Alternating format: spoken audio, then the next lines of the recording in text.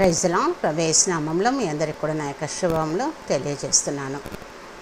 ఆది కాండము 2వ అధ్యాయము 17వ వచనము మనము బైబిల్ గ్రంథంలో నుండి చూద్దాము. అయితే మంచి చెడ్డలు తెలివినిచ్చు వృక్షఫలమును తినకూడదు, నీవు వాటిని తిను దినమున నిశ్చయంగా చచ్చదవని నరునికి ఆజ్ఞాపించెను. దేవుడు 6 దినములలో సృష్టి అంతయు అంటే మానవునికి కావలసినటువంటి అన్నీ సృజించి మానవుని తన స్వరూపంలో తన పోలికల్లో తన చేతులతో నిర్మించి మానవునికి సాటి అయినటువంటి సహాయం నారిని కూడా చేసి దేవుడు ఫలించి అభివృద్ధి పొంది భూమిని విస్తరించి భూమిని నిండించి దాన్ని లోపరుచుకునని వాగ్దానాన్ని ఇచ్చి అదేవిధంగా 7వ దినాన్ని ఆశీర్వదించి పరిశుద్ధపరిచినటువంటి దేవుడు మంచి చెడ్డలు తెలివినిచ్చు ఫలవృక్షములను తినకూడదు, నీవు వాటిని తినుదినమున నిశ్చయముగా చచ్చదవని నరునికి ఆజ్ఞాపించినట్టుగా మనము వాక్య భాగము చూస్తున్నాము. దేవుడు ఆజ్ఞాపించినటువంటి ఆజ్ఞను మీరి నరుడు సర్పం యొక్క కుయుక్తి ద్వారా తినకూడదని ఆజ్ఞాపించినటువంటి వృక్ష ఫలంను తిన్నట్టుగా మనము బైబిల్లో చూస్తున్నాము.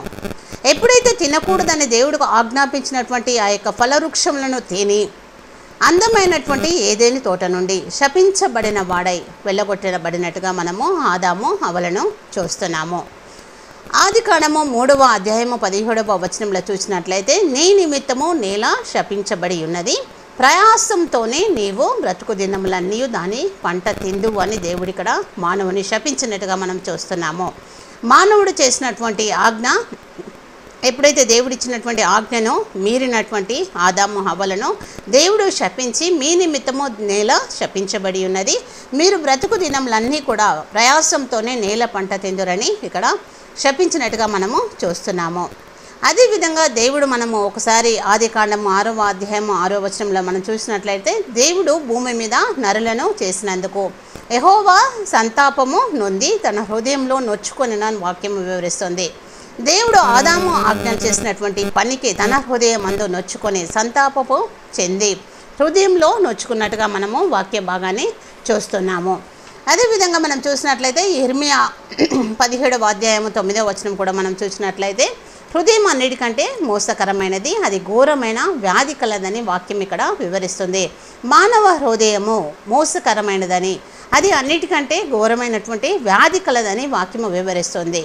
దేవుడు మానవుని యొక్క హృదయాలను పరిశోధించువాడు, అదేవిధంగా అంతరింద్రియములను పరీక్షించుచున్న దేవుడై ఉంటున్నాడు.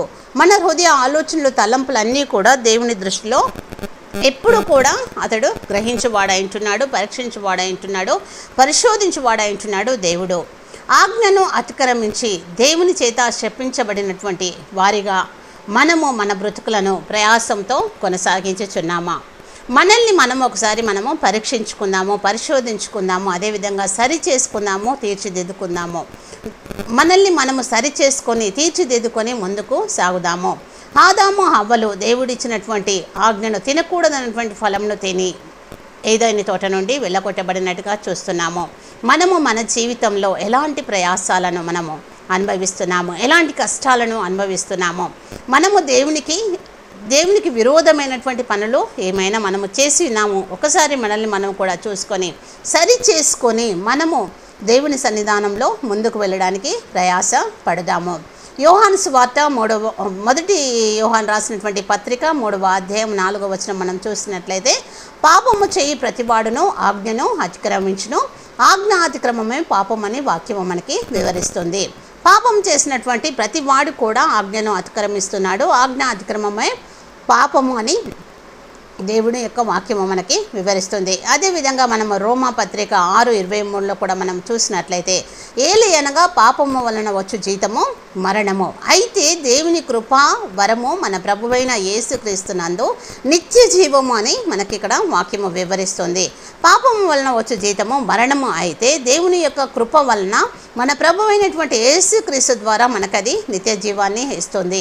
దేవుని యొక్క ఎద్దకు అంటే అదేవిధంగా మనము వాక్య భాగంలో మరి ఒక వాక్య భాగం చూసినట్లయితే, యోహాను సువార్త 6వ అధ్యాయం 37వ వచనంలో చూసినట్లయితే, తండ్రి నాకు అనుగ్రహించిన వారందరూ నా యొద్దకు వద్దురు, నా యొద్దకు వచ్చినటువంటి వారిని నేనెంత మాత్రం కూడా బయటికి త్రోసివేయను అంటున్నాడు యేసయ్య.